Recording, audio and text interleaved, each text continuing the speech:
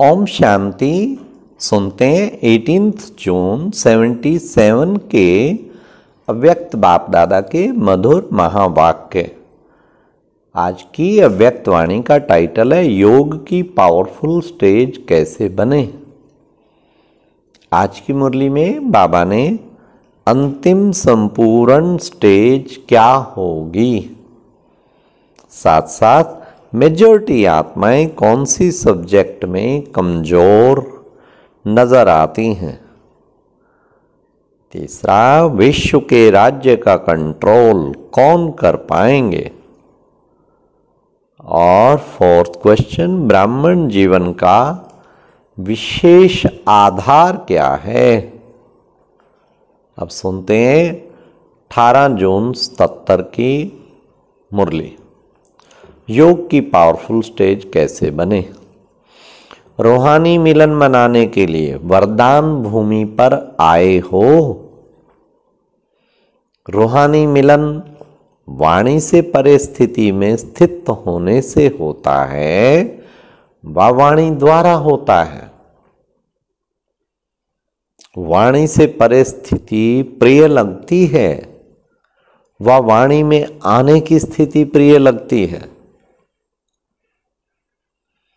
बेहद की सेवा वाणी से परे स्थिति में स्थित होने द्वारा होती है या वाणी से होती है।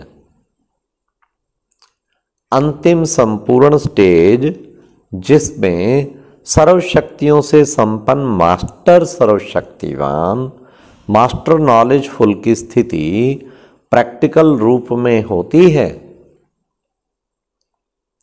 ऐसी संपूर्ण स्थिति वाणी से परे की होती है, वह वाणी में आने से होती है। सर्व आत्माओं के प्रति विश्व कल्याणकारी महादानी वरदानी सर्वप्रति सर्व कामनाओं की पूर्ति करने वाली स्टेज वाणी से परे स्थिति की है, वह वाणी में आने की है। आज बाबा सेल्फ इंट्रोस्पेक्शन, आत्मनिरीक्षण, अंतिम समय फुल स्टॉप होने का सर्वश्रेष्ठ साधन यही है। कौन सा? जो डायरेक्शन मिले उसी प्रमाण इसी घड़ी उसी स्थिति में स्थित हो जाना। इस साधन की प्रैक्टिस को अनुभव में ला रहे हो। प्रैक्टिस है। बाप दादा ने अभ्यास तो बहुत समय से सिखाया है और सिखा रहे हैं, लेकिन इस अभ्यास में स्वयं को संपन्न कितने समझते हो। आजकल बच्चों के पुरुषार्थ की रफ्तार देखते हुए बाप दादा मुस्कुराते रहते हैं। सर्व आत्माओं को बार बार यही संदेश देते रहते हो क्या कि योगी बनो, ज्ञानी बनो। और संदेश देने वाले स्वयं को यह संदेश देते हैं। मेजॉरिटी आत्माएं विशेष सब्जेक्ट याद की यात्रा व योगी बनो की स्टेज में कमजोर दिखाई दे रही हैं। बार बार एक ही शिकायत बाप दादा के आगे व निमित्त बनी हुई आत्माओं के आगे करते हैं। क्या योग क्यों नहीं लगता, वह निरंतर योग क्यों नहीं रहता, योग की पावरफुल स्टेज कैसे बने। अनेक बार अनेक प्रकार की युक्तियां मिलते हुए भी बार बार यही चिटकियां बाप दादा को मिलती रहती हैं। उससे क्या समझा जाए। सर्वशक्तिवान के बच्चे बन शक्तिहीन आत्मा होना, तो जो स्वयं को भी कंट्रोल ना कर सकें वे विश्व के राज्य का कंट्रोल कैसे करेंगे। कारण क्या है? योग तो सीखा, लेकिन योग युक्त रहने की युक्तियों को प्रयोग करना नहीं आता है। योग करते हो परंतु प्रयोग में लाने का टेंशन नहीं रखते हो। जैसे कोई नई इन्वेंशन करने वाला व्यक्ति दिन रात उसी इन्वेंशन की लगन में खोया हुआ रहता है, वैसे हर शक्ति के अभ्यास में खोए हुए रहना चाहिए। जैसे शयन शक्ति से प्राप्ति क्या होती है, शयन शक्ति को किस समय यूज किया जाता है, शयन शक्ति न होने के कारण किस प्रकार के विघ्नों के वशीभूत हो जाते हैं, तो रियल पेपर हॉल में जाने के पहले स्वयं का मास्टर बन स्वयं का पेपर लो, तो रियल इम्तिहान में कभी भी फेल नहीं होंगे। ऐसे एक एक शक्ति के विस्तार और अभ्यास में जाओ, अभ्यास कम करते और व्यास सब बन गए हो, लेकिन अभ्यास नहीं करते। इसी प्रकार स्वयं को बिजी रखने नहीं आता, इसलिए माया फिर आपको बिजी कर देती है।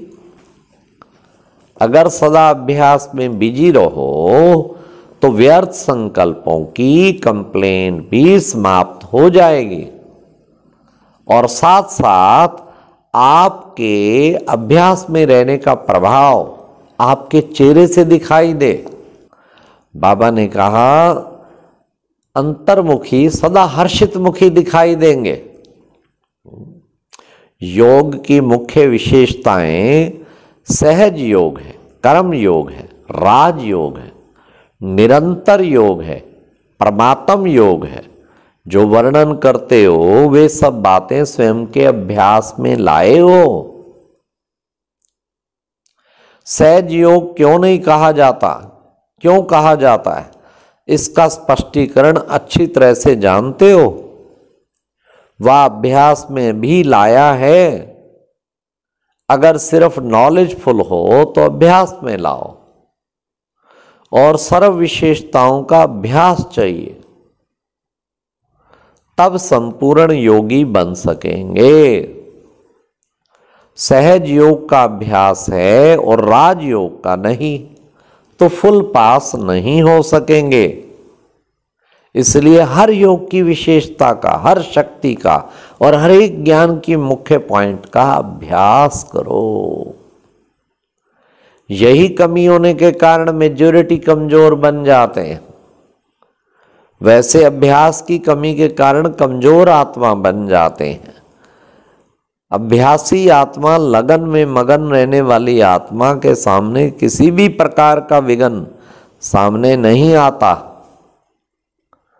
लगन की अगन से विघ्न दूर से ही भस्म हो जाते हैं। जैसे आप लोग मॉडल बनाते हो ना, शक्ति स्वरूप के शक्ति से असुर का 5 विकार भस्म हुए दिखाते हो ना, या भागते हुए दिखाते हो, तो यह मॉडल किसका बनाते हो? अभी क्या करेंगे? हर बात का प्रयोग करने की विधि में लग जाओ। अभ्यास की पाठशाला में बैठे रहो तो एक बाप का सहारा और माया के अनेक प्रकार के विघ्नों का किनारा अनुभव करेंगे। अभी ज्ञान के सागर, गुणों के सागर, शक्तियों के सागर से ऊपर ऊपर की लहरों में लहरा रहे हो, इसलिए अल्पकाल की रिफ्रेशमेंट अनुभव करते हो। लेकिन अब सागर के तले में जाओ तो अनेक प्रकार के विचित्र अनुभव कर रतन प्राप्त कर सकेंगे। स्वयं भी समर्थ बनो। अब यही चिटकियां नहीं लिखना, बाप को भी हंसी आती है। छोटी छोटी बातें और वही बातें लिखते हो। विनाशी डॉक्टर का कार्य भी बाप के ऊपर रखते हो। रचना अपनी, कर्म बंधन अपना बनाया हुआ और तोड़ने की ड्यूटी फिर बाप के ऊपर। बाप की ड्यूटी है युक्ति बताना, वह खुद ही करना। बाप बताने के लिए निमित्त है, वह करने के लिए भी निमित्त है। नटखट हो जाते हो ना, नटखट बच्चे सब बाप के ऊपर ही छोड़ देते हैं। कहते हैं लौकिक बच्चा कहना नहीं मानता, आप इससे को ठीक करो। बाप तो ठीक करने का तरीका सुना रहे हैं, करेंगे तो पाएंगे। बाप को वर्ड सर्वेंट समझते हुए सब बाप के ऊपर छोड़ना चाहते हो। इसलिए जो डायरेक्शन मिलते हैं उस पर ध्यान देकर प्रैक्टिकल में लाओ। तो सब विघ्नों से मुक्त हो जाएंगे। समझा? अच्छा, तो ये थी प्यारे बाबा की मुरली। कितनी प्यारी, बहुत ही दिल को लगने वाली। कि योग क्यों नहीं लगता? क्योंकि प्रयोगशाला में नहीं बैठते। प्रयोग करो, जो बाबा युक्तियां बताता है सब शक्तियों पे का भी प्रयोग करो और ज्ञान की हर पॉइंट का प्रयोग करो। एक एक शयन शक्ति का भी प्रयोग करो। प्रयोग कम करते हो, अभ्यास कम और व्यास ज़्यादा बन गए हो, तो अभ्यास सदा करो, ये बाबा ने खास कहा। अच्छा, ओम शांति। और अब यह एक बहुत अच्छी वीडियो भी जरूर देखें।